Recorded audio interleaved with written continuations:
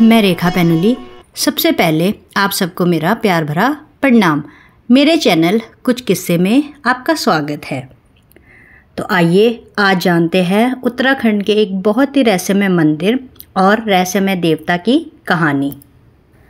ये देवता उत्तराखंड में लाटू देवता के नाम से जाने जाते हैं और ऐसा माना जाता है कि ये माँ नंदा के भाई है और माँ नंदा के श्राप के कारण ये आज भी इस मंदिर में कैद है। लाटू देवता जिनका मंदिर उत्तराखंड के चमोली ज़िले के देवाल ब्लॉक के वाण गांव में स्थित है। यह मंदिर आम मंदिर जैसा नहीं है। यह मंदिर लाटू देवता का मंदिर है, जहां आज भी लाटू देवता इस मंदिर में कैद है और माना जाता है कि वह अपनी बहन नंदा के श्राप के कारण आज भी इस मंदिर में कैद है।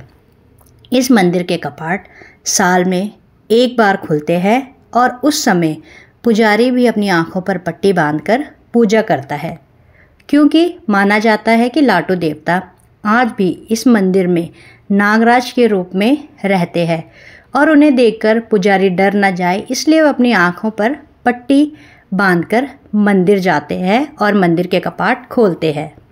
तो आइए जानते हैं लाटू देवता की कहानी और नंदा देवी ने उन्हें क्यों श्राप दिया, उसकी पूरी जानकारी।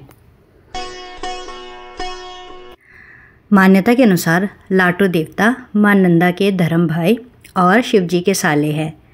माँ नंदा की कहानी हम आपको सुना चुके हैं। अब माँ नंदा के भाई की कहानी विस्तार से बताते हैं। माँ नंदा को पार्वती का ही स्वरूप माना जाता है। माँ नंदा का कोई भाई नहीं था। एक दिन कैलाश में बैठकर माँ नंदा सोचती है कि उनका भी अगर कोई भाई होता तो वह भी उनसे मिलने आता और उनके लिए मायके से बिटोली लाता। बिटोली का अर्थ है भेंट करना, अर्थात मुलाकात करना। बिटोली एक परंपरा है जिसमें विवाहित बेटी या बहन को उसके मायके से शुभकामनाओं सहित कुछ वस्तुएं उपहार के रूप में भेंट की जाती है।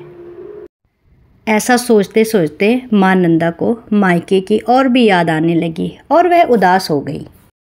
शिवजी माँ नंदा को उदासी का कारण पूछने लगे।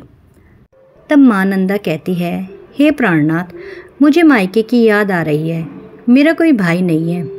जो मेरा कोई भाई होता तो मेरे पास आता, मेरे लिए मायके से बिटोली लेकर आता तथा उससे मैं अपने मायके की कुशल क्षेम पूछती।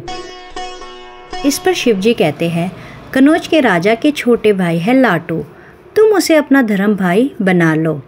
इतना सुनने पर माँ नंदा सोचने लगती है कि अब उसे मायके जाने का अवसर मिल जाएगा।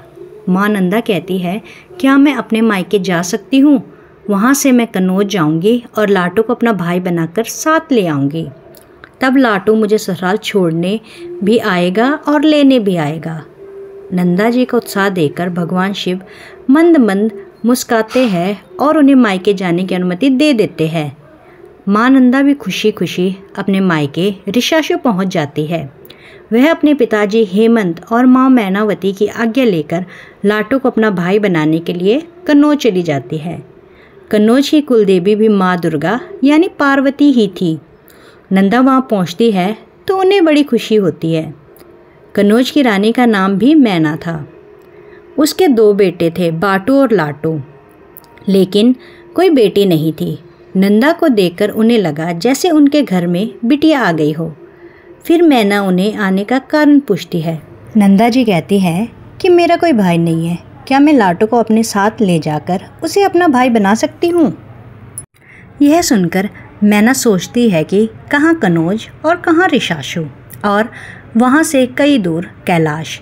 मैना पहले मना कर देती है, लेकिन नंदा के फिर से आग्रह करने पर वह मान जाती है। इस तरह से माँ नंदा लाटू को अपना भाई बनाकर उसके साथ अपने मायके लौट आती है। अब माँ नंदा खुश हो जाती है कि उसका भी भाई है। अब उसका भाई उसके लिए मायके से बिटोली लेकर आएगा और वह अपने मायके की कुशल क्षेम पूछ पाएगी। अब माँ नंदा अपने ससुराल के लिए प्रस्थान करती है तो गांव वाले ही नहीं, सभी इलाका निवासी उन्हें विदा करने के लिए आते हैं। नंदा के साथ उनका भाई लाटू भी रहता है। नंदा जी की डोली वाण गांव में पहुंचती है तो माँ नंदा वहां स्नान करने के लिए रुकती है। इधर लाटू को भी बहुत तेज प्यास लग जाती है, तो वह पास के एक घर में जाता है, जहां वह देखता है कि एक वृद्ध व्यक्ति बैठे हुए हैं। वह वृद्ध से पानी के लिए आग्रह करते हैं, तो वृद्ध कहता है कि सामने गगरी है, उसमें से पानी ले लो। जब लाटू कमरे में जाता है तो वह देखता है कि सामने 2 गगरियां पड़ी है। उसे समझ नहीं आता है कि पानी किस गगरी में है। वह एक गगरी का ढक्कन उठाता है और उसमें से पानी पीता है। पर असल में जिस गगरी में से लाटू पानी पीता है उसमें पानी ना होकर स्थानीय कच्ची शराब होती है। लाटू गलती से कच्ची शराब पी जाता है और उसे बहुत ज़्यादा नशा चढ़ जाता है और वह उत्पात मचाने लगता है। यह देखकर माँ नंदा को बहुत क्रोध आता है और वह लाटू को कैद करने का आदेश देती है और कहती है कि उसे हमेशा के लिए यहीं पर कैद में रखा जाए। थोड़ी देर बाद जब लाटू को होश आता है तो वह सारा वृत्तांत उन्हें बताता है। तब माँ नंदा को बहुत पछतावा होता है और उन्हें सारी बात समझ आ जाती है। तब माँ नंदा लाटू को कहती है कि वाण गांव में उसका मंदिर होगा और बैशाख महीने की पूर्णिमा को उसकी खूब धूमधाम से पूजा होगी। यही नहीं, हर 12 साल में जब माँ नंदा की राज जात जाएगी तो लाटू की भी पूजा होगी।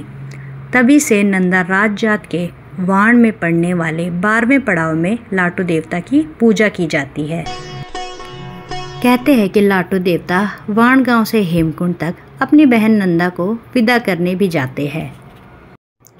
उत्तराखंड की परंपरा में लाटू देवता का बहुत ही आदर भाव है। भले ही उनका दर्शन करना श्रद्धालुओं के लिए संभव नहीं, पर श्रद्धालुओं की पूरी आस्था है कि जो भी सच्चे मन से लाटू देवता के सामने प्रार्थना करता है, लाटू देवता उसे अवश्य पूरी करते हैं। और ऐसा भी माना जाता है कि जहाँ पे लाटू देवता का मंदिर है वहाँ पे आज भी मणि विराजमान है और लाटू देवता उसी मणि के साथ वहाँ पर विराजमान रहते हैं। तो यह थी नंदा देवी जी के भाई लाटू देवता की कहानी। धन्यवाद।